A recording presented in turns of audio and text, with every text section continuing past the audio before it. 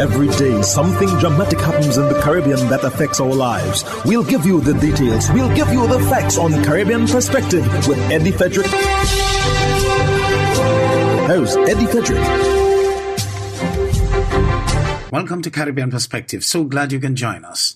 The story that takes the lead in today's edition for Friday 13th September 2024 and brought to you in association with our friends at Antillean Group. St. Lucia and other CBI countries move toward harmonized regulation. Details after this important message. Believe in our strength, we'll stand by you. Protection from all, perils big and small. Reassurance we give, it's so clear to see. Peace of mind, that's our service guarantee. We look after all our family. Yes, we do at every opportunity. Antillean Group, underwriters of all classes of insurance solutions for your protection and investment. Live well financially.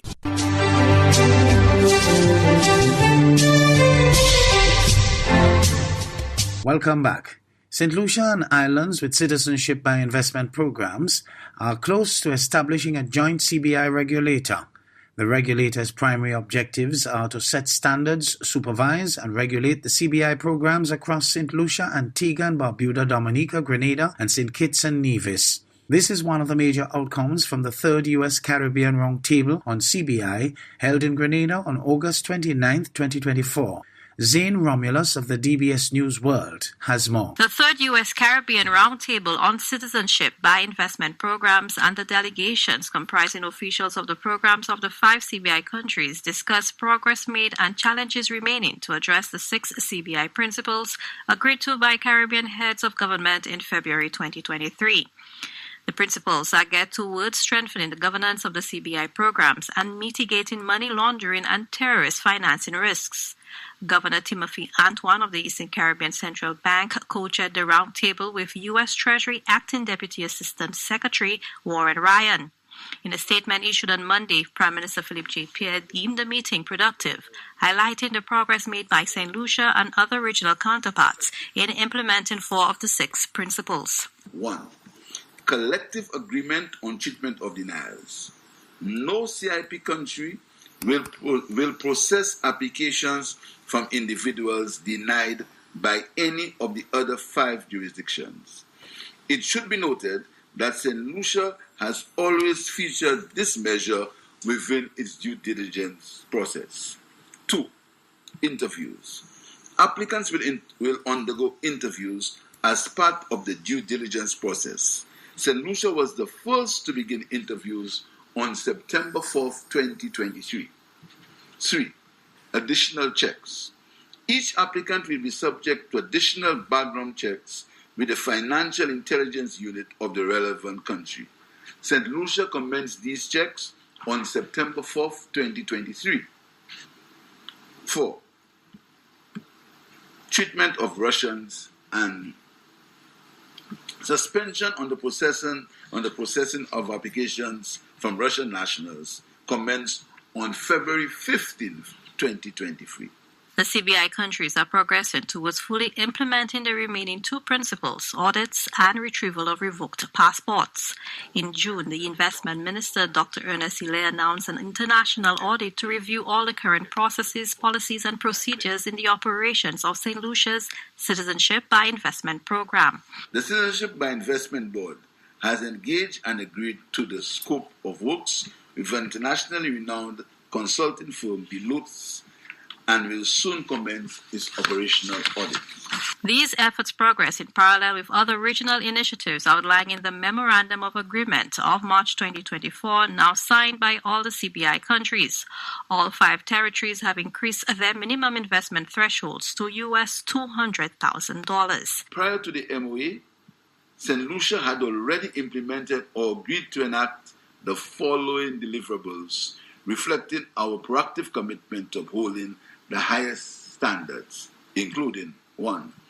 Information sharing and transparency standards. 2. Security screening and framework. 3. Joint training and capacity building. It also should be noted that St. Lucia is the only CIP territory that has granted its bank complete access to its application portal, an initiative that has been highly commended by all involved. The region is progressing towards establishing an independent regional regulator as envisioned in the MOA to set standards, regulate and supervise the programs, and if necessary, take corrective actions. An announcement is expected to be made soon on the appointment of an interim regulatory commission, which will be tasked with establishing the regional regulator. For the DBS News World, I am Zane Romulus. Zane Romulus again tells us that Prime Minister Philip J. Pierre has announced a cabinet decision to appoint former Caribbean Development Bank President Dr. Hyginus Jean Leon as an ambassador at large. Dr. Hyginus Leon's sudden departure from the Barbados-based Caribbean Development Bank earlier this year left many unanswered questions about the circumstances surrounding his resignation. After being placed on administrative leave in January by the bank, Dr. Leo later in April submitted his resignation with immediate effect from the regional financial institution. Prime Minister Philip J. Pierre, reacting to the news back in April, blamed a conspiracy for his removal. At Tuesday's sitting of Parliament, the Prime Minister brought up the matter again, expressing his displeasure at how the St. Lucian economist was treated by the bank. Never again, Mr. Speaker, must we, as governments, allow what happened in the bank last year or earlier this year. Never again, Mr. Speaker. I wouldn't go into, I've had my piece in that, Mr. Speaker. I will not say anything more on that matter. But it was a shame, Mr. Speaker. It was a shame. It was a disgrace for us to put an embarrassment, for us to put a global technocrat, a man of such high reputation, Mr. Speaker, to put him through what we put him through, we put him through in the bank over the last few months. Prime Minister Pierre highlighted Leo's achievements as a regional economist and announced a special government appointment in acknowledgement of his high value to the nation. I'm proud to tell you, Mr. Speaker, that the Cabinet of Ministers has agreed that this gentleman is of such high value that we have appointed him an ambassador at large for the people of St. Lucia, Mr. Speaker. We cannot allow that talent to go waste. You can't allow it. Dr. Hyginus Jean Leo was the 6th president of the Regional Development Bank. He was elected at a special CDB Board of Governors meeting held on January 19, 2021 for a 5-year term. In July, the CDB, in a 4-page statement, confirmed that Dr. Leo had ceased to hold the office of the bank's president. It also announced the commencement of the process for the election of a new president. It is expected that the election process will conclude in October. Prime Minister Pierre has strongly expressed hope that no other president would have to suffer a similar fate as Leo. St. Lucia will continue to work with the bank, but St. Lucia hopes that measures are put in place that will never allow that to happen again. Never. And we say so without fear. And I'm sure, Mr. Speaker, all the members of this honorable house, and I invite the member for Chozel to agree with me on that, Mr. Speaker. That should not happen. The circumstances which led to Dr. Leo being sent on leave and his eventual departure from the CDB remain unclear. For the DBS News World, I am Zane Romulus.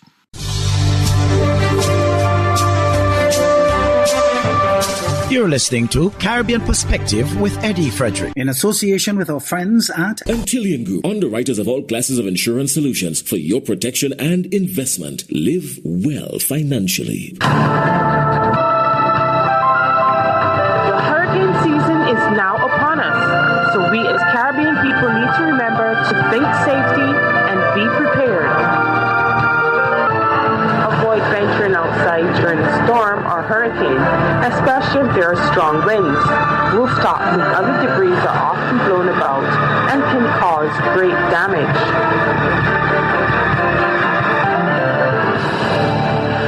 Venezuela's President Nicolas Maduro has said he respects the decision by opposition leader Edmundo Gonzalez to seek exile in Spain. Al Jazeera's Lucia Newman reports from Santiago, Chile. Venezuelans in Madrid demonstrated in support of Edmundo González, the presidential candidate whom they believed won the July 28 election. González arrived this week in Spain after being granted political asylum. President Nicolás Maduro says that he won the poll, despite critics insisting that there is credible evidence to the contrary. Now Maduro is applauding his opponent's decision to leave the country. I tell Ambassador Edmundo González, whom I confronted after the elections, that I understand the decision he's made, and I respect it. I wish him well. The decision has demoralized many Venezuelans, including those who are pouring across the border into neighboring Brazil, seeking humanitarian refugee status. The electoral fraud was the last straw. We don't want Maduro. We don't want him. He's making us starve. In Chile, Adriana Jaramillo is decorating her workplace for next week's National Independence Day, but she has little to celebrate. She's one of more than 1 million Venezuelans who've migrated to Chile since Maduro became president, and says she'd hoped González would take office so that she could return home. His exile is unsettling, she says. But I still have faith that in January, change will take place because God is in control of everything. Maduro's current term ends in January, and opposition leaders at home and abroad say that González's exile is not the end, but rather a tactical retreat.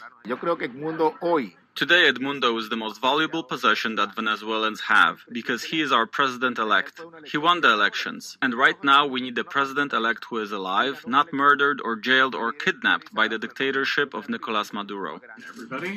The U.S. State Department is brushing off criticism that it's hung González out to dry and insists it's considering a number of options to pressure Venezuela's government. In Venezuela.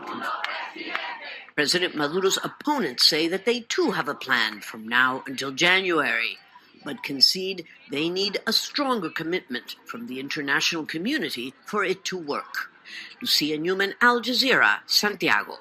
Trinidad and Tobago will not send troops to Haiti at this time. More in this TTT News item. This in response to a call in the Senate on Monday for the government of Trinidad and Tobago to give military assistance to Haiti as it faces a wave of chaos fueled by ongoing gang wars. Independent Senator Anthony Vera made the request, arguing that if gangs are allowed to take over a country, it is a terrible precedent for the region. Urgently needs the assistance of its Caribbean neighbors.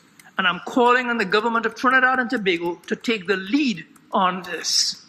In April this year, Minister of Foreign and CARICOM Affairs Emery Brown acknowledged that this country has a role to play in assisting Haiti and has been doing so in various outreaches and interventions. He noted that we are not able at this time to help in terms of deployment of troops to the country. Tobago has not committed any troops. We are not in a circumstance that would allow us to send troops overseas to Haiti, given the domestic realities here. We have been in support to the overall process underway in Haiti. We are not in a position to put boots on the ground in that country at this time. Minister Brown said that Trinidad and Tobago continues to support the Haiti rescue effort through financial contributions to the Haiti Good Office, so far to the tune of $202,000. This country, he says, is also collaborating with the Caribbean Eminent Persons Group, which has been working to broker discussions with Haitian interests. Kalisha Williams of TVJ News advises that according to Prime Minister Andrew Holness, Jamaica to send troops to Haiti. So for the second consecutive week, Prime Minister Andrew Holness has made a special appearance to the post-cabinet press briefing. Now, there was high anticipation from Monday afternoon when the Office of the Prime Minister issued a statement saying there would have been a special post-cabinet press briefing here today instead of the usual Wednesday sitting. Now, Prime Minister Andrew Holness announced that Jamaica will be sending troops to Haiti, 20 members of the JDF and 4 members of the JCF. None of the countries that have made commitments have deployed all at once. It's not practical, it's not possible, preparations have to be made in the host country, and so as those preparations are made, then and the possibility of scaling up happens, then we will on our side fulfill all our commitments. So this is a start to what we intend to do, and as the situation in Haiti is prepared for our presence, we will deploy. We also asked for a comment on calls by the opposition for Parliament to be convened early to discuss the Integrity Commission reports. Essentially, in Cabinet, we didn't discuss that. That was not discussed at Cabinet at all. In terms of the tabling of reports, that's a matter for the Speaker of the House. I'll have more on these issues in Primetime News this evening at 7. Reporting from Jamaica House, I'm Kelisha Williams for TVJ News.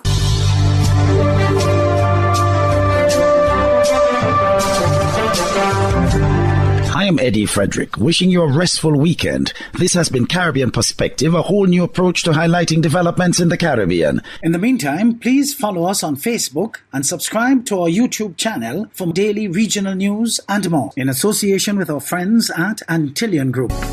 Believe in our strength, we'll stand by you. Protection from all perils, big and small. Reassurance we give, it's so clear to see. Peace of mind, that's our service guarantee.